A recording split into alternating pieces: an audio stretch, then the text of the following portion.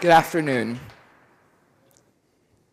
Salvador Dali once famously quoted, "At the age of 6, I wanted to be a cook. At 7, I wanted to be Napoleon. And my ambition has been growing steadily ever since." Well, for me, it goes more like this. At the age of 6, I wanted to spend all my life browsing the internet. At 7, I wanted to be a connoisseur of food. And my love for food and being a couch potato has been growing steadily ever since. Are you aware of your physical health? How many of you in the audience here think you're healthy? If I asked a stranger that question, particularly a teen, do you think I would get a response full of conviction and decision? I mean, have you ever met teens? What do teens even care about? I mean, we're dealing with people here, or let's say teens, who think that being famous on social media is a lot healthier than hitting the gym to exercise. Would you see teens with greens on their meals if their parents didn't ask them or force them to do so? If social media were edible, it would probably be a common staple on a teen's plate. The bottom line? Teens have almost zero awareness about physical health. So, what even is physical health awareness? Let's take this definition and define it by splitting it up into two parts. What is physical health? And what is awareness? So what is physical health? Well, many people think of physical health to be how strong you are, how fast you are, and how athletic you are. It is also important to remember that it also includes your lifestyle and your diet. Let's start by asking ourselves a few questions. How sedentary are you? What are your fitness stats? What foods do you eat? These 3 questions evaluates and questions our lifestyle, our physical abilities, and our diet. But keep in mind that what I mean by diet means the foods that you eat, and not going on a diet kind of diet. And I'm sure you guys all know what awareness is. What is awareness anyways? So awareness means to know something, to know that that something exists, and to be conscious about something. So when we take these 2 definitions that I've just brought up, physical health and awareness, doesn't it mean to be conscious and to know about your fitness abilities, the foods that you eat, and your day-to-day life, which is called lifestyle? Now, let's talk about our first issue of physical health, obesity. Now, in the United States, one of the most developed countries in the world, where nutrition facts labels are being plastered along in every single item that is edible. It is staggering to see that 21.2% of teens between the age of 12 and 19 are obese, according to the CDC. Now, for those who might not be that good in maths, or for an average Joe maybe, I'll make this number easier for you. That basically means that 1 in 5 teens in the United States are obese. And that doesn't include the many other teens in the United States who are overweight. Here are some statistics of how the rates of obesity in the United States has been growing in the previous half century, from 1960 until 2007. It keeps on rising, just to show you. Now, obesity, especially from a young age, increases the risk of developing something we call obesity-related diseases. What are examples of obesity-related diseases? Type 2 diabetes. And, this is a tough one. Okay,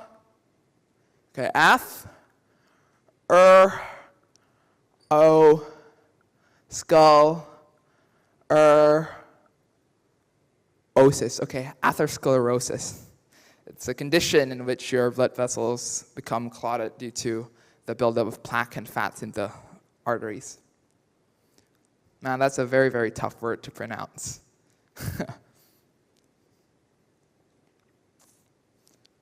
And so, obesity is a very expensive disease and epidemic.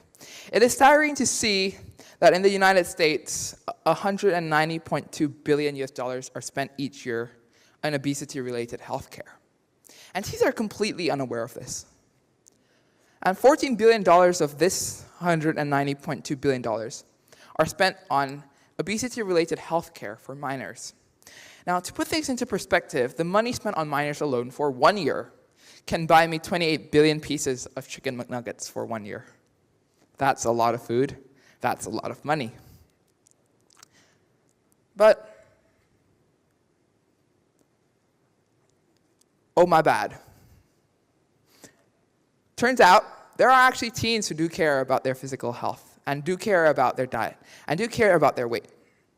But the thing is, they do it by knowing something called calorie deficits.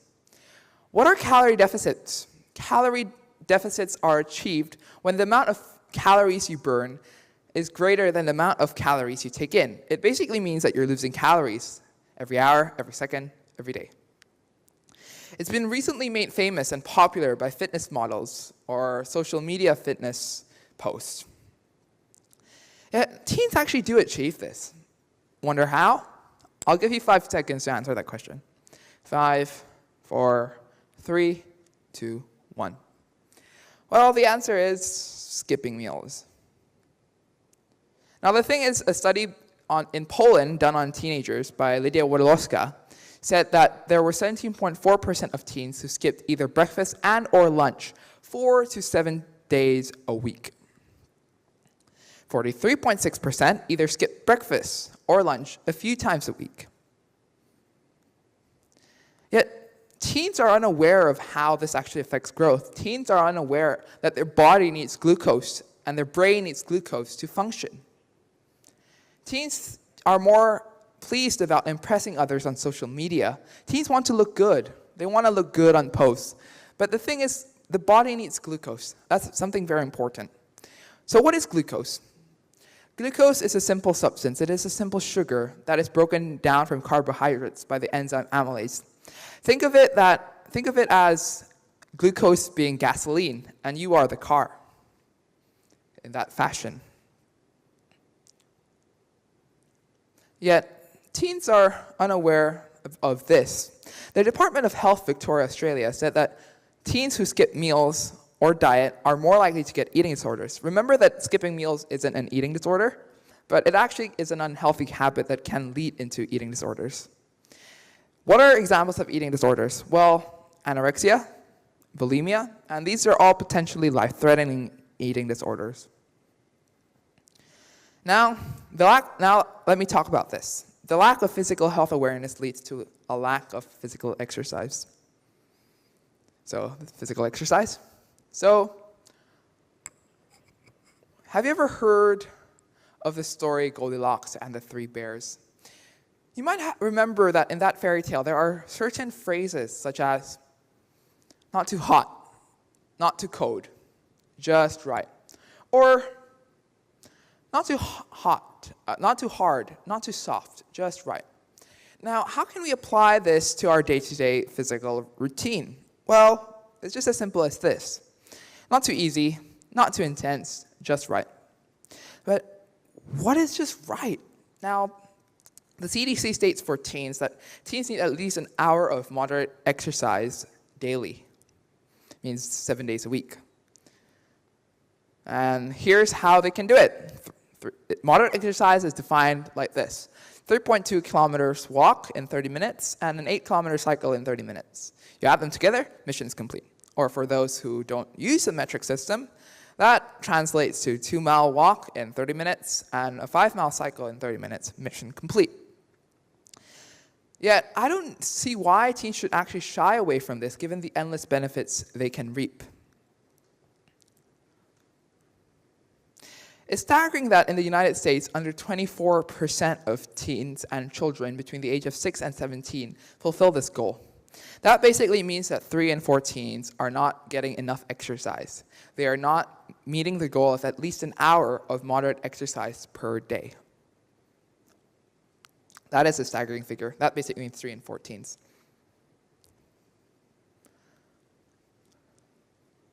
And so many teens blame the lack of exercise for the fact that they have lots of homework, for the fact that they have lots of schoolwork, they have lots of summative exams, they have lots of assessments, standardized exams, and the whole lot. But here's a bit of truth that comes with what I call my personal story. How should teens squeeze in time to exercise? Well, here's my personal story. Let me bring you back about a year or two ago, maybe even before that. I used to be a couch potato. The only time I got my heart rate pumping was probably PE class, which was once a week, or maybe climbing up the stairs to get to my classes on time. I mostly sat out on sports day events because I was usually benched, because I was not physically good enough, or I just voluntarily said, nah, I don't want it, because I was lazy. Fast forward 8 months ago, I had this task from Chinese class. It was for homework, and the task was to write a 200 to 300 character essay about your daily routine. Now, I could have wrote anything for that task. I could have made it fictional. I could have made the story made up, make it sound realistic, maybe also call it realistic fiction, or I could have answered that honestly. For this task, I decided to answer that homework question with honesty. As I've spent my time writing on it, as I spent my time thinking on what to write, I actually stumbled upon something really interesting. You see, I would mostly finish my homework at around 8:45 p.m. every night. Then I would take my shower before I go to bed, and I'll eat fruits. I sleep at 11. I mean, there's lots of time between 8:45 and 11 p.m. at night. What was I doing? Well, if you're just wondering, this is what I was doing. I was playing games for more than an hour every night just to de-stress myself from all of life's stressors. I played video games on my iPad. I watched TV, I watched YouTube, watched Netflix and Amazon Prime, and whatever sort of online streaming videos available.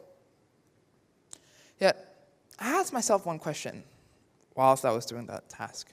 What if I could spend this 1 hour on physical exercise instead? I mean, it could be a sort of, people have said that exercise is a way of de-stressing yourself. So I thought this could be a good substitute to my habit of playing video games and watching TV. But then I started exercising just to see if that was true. Well, trust me, for the first few months, it wasn't. It was torture. I had sentenced myself to self-inflicted torture. But why on earth would I do so much harm to myself? Why would I harm myself? Well, it was because I realized that if I didn't start exercising, I could have been one of them who have obesity-related diseases. And so here's the progress 8 months on. Take time to digest. And so before I leave the stage, let me leave you with this. Deal with your physical health. Deal with your habits. Habits are important. Habits help us continue our daily life. Remember that to deal with your habits of skipping meals before it leads to anorexia. Deal with your habit of devouring meal after meal after meal, yet living a sedentary lifestyle before it leads to obesity. And deal with your obesity before it leads to a painful life of diabetes, arthritis, and other obesity-related diseases. Thank you.